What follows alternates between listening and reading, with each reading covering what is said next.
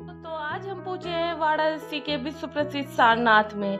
आइए इस पावन स्थान की यात्रा की शुरुआत करते हैं। जैसे ही हम प्रवेश करते हैं, यहाँ का शांत वातावरण, हरियाली और आध्यात्मिक ऊर्जा मन को एक अलग ही सुकून देती है।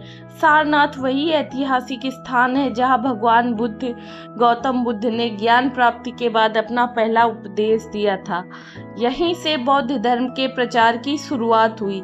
अब आइए इस पवित्र परिसर के अंदर चलते हैं और एक एक करके यहाँ के प्रमुख दर्शनीय स्थलों के दर्शन करते हैं। हम यहाँ पे गए हैं पार्किंग साइड से, तो ये बौद्ध टेम्पल का फ्रंट गेट नहीं है।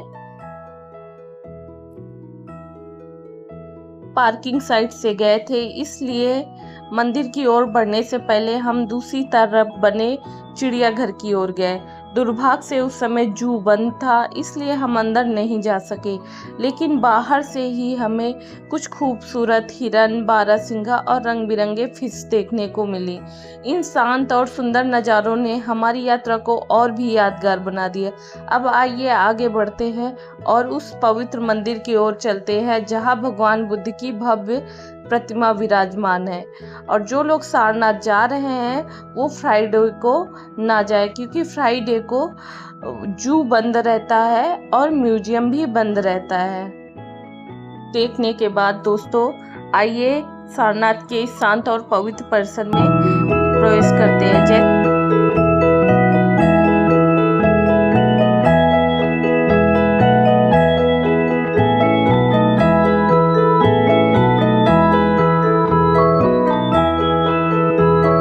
जैसे ही हम अंदर आते हैं, सबसे पहले पीपल के पेड़ के नीचे भगवान गौतम बुद्ध अपने 5 शिष्यों के साथ दिखाई देते हैं। यही दृश्य इतिहास की उस महान घटना को दर्शाता है जब बोध गया में ज्ञान प्राप्त करने के बाद भगवान बुद्ध सारनाथ आए और अपने 5 पूर्व साथियों कौंडिन्य, वप, भज्जी, महानाम और अस्सजी को अपना पहला उपदेश दिया। इस प्रथम उपदेश को धर्मचक्र प्रवर्तन भी कहा जाता है। इन 5 शिष्यों ने बुद्ध के उपदेश को स्वीकार किया और यहीं से बौद्ध संघ की स्थापना हुई। यही कारण है कि सारनाथ को बौद्ध धर्म का प्रारंभिक केंद्र माना जाता है। पीपल का वृक्ष भी विशेष महत्व रखता है। यह हम उस बोध वृक्ष की याद दिलाता है हमें, जिसके नीचे भगवान बुद्ध को ज्ञान की प्राप्ति हुई थी। यहाँ का यह दृश्य हमें ज्ञान, शांति, करुणा और अहिंसा का संदेश देता है। अब आइए आगे बढ़ते हैं और भगवान बुद्ध की भव्य प्रतिमा के दर्शन करते हैं। अब हम मंदिर के फ्रंट गेट की तरफ आ गए थे और यहाँ पे हम लोग वीडियोज बना रहे थे, फ़ोटो ले रहे थे। जैसे जैसे हम अंदर प्रवेश करते हैं, पूरा वातावरण शांति और आध्यात्मिकता से भर जाता है। मंदिर के गर्भगृह में भगवान गौतम बुद्ध की भव्य प्रतिमा शांत मुद्रा में विराजमान है। यहाँ कुछ देर दर्शन करने, प्रार्थना करने और इस पवित्र वातावरण का अनुभव करने के बाद हमने यादगार फ़ोटोज़ और वीडियोज़ भी बनाए। दर्शन के बाद हम मंदिर के मुख्य द्वार से बाहर निकलते हैं और सारनाथ के अन्य ऐतिहासिक स्थलों की ओर बढ़ते हैं। सामने फैला सुंदर बगीचा और हरियाली इस स्थान की सुंदरता को और भी बढ़ा देते।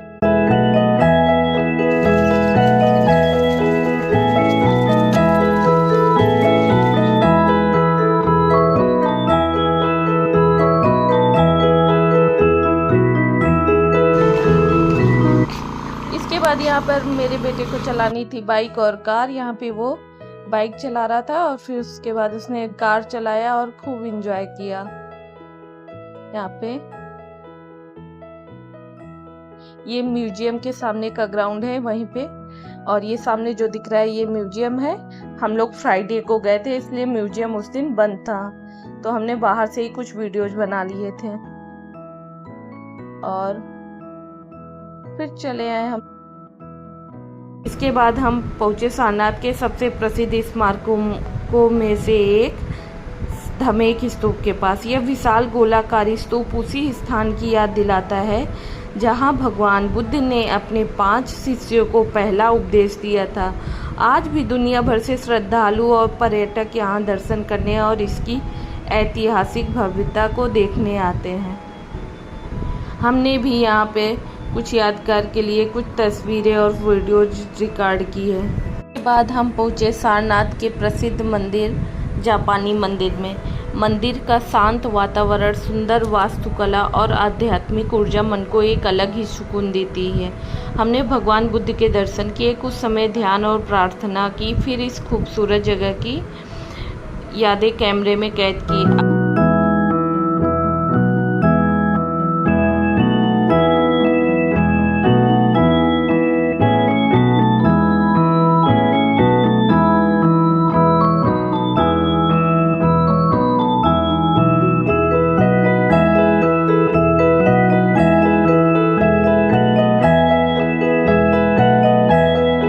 हमारी लगभग पूरी हो चुकी थी। हम वापस पार्किंग में पहुंचे और अपनी गाड़ी ली और निकल पड़े अगली मंजिल की ओर। रास्ते में हमें सारनाथ का एक और ऐतिहासिक स्थल चौखंडी स्तूप दिखाई दिया। मान्यता है कि ज्ञान प्राप्त के बाद जब भगवान बुद्ध सारनाथ पहुंचे थे, तब उनके 5 शिष्यों ने सबसे पहले इसी स्थान पर उनका स्वागत किया था। इसी याद में यहाँ पे चौखंडी स्तूप बनाया गया। हमने भी यहाँ पे कुछ वीडियोज वगैरह बनाए और फोटोज ली। उसके बाद यहाँ के ऐतिहासिक स्थल को करीब से देखा। इसके बाद हम अपनी अगली मंजिल की ओर रवाना हो गए, जिसकी झलक आपको अगले ब्लॉग में देखने को मिलेगी। अगर आपको हमारा ये सारनाथ यात्रा का ब्लॉग पसंद आया हो तो वीडियो को लाइक करें, चैनल को सब्सक्राइब करें, ताकि हमारे आने वाली यात्रा और धार्मिक ब्लॉग्स आप सबसे पहले देख सकें। मिलते हैं अगले ब्लॉग में। धन्यवाद।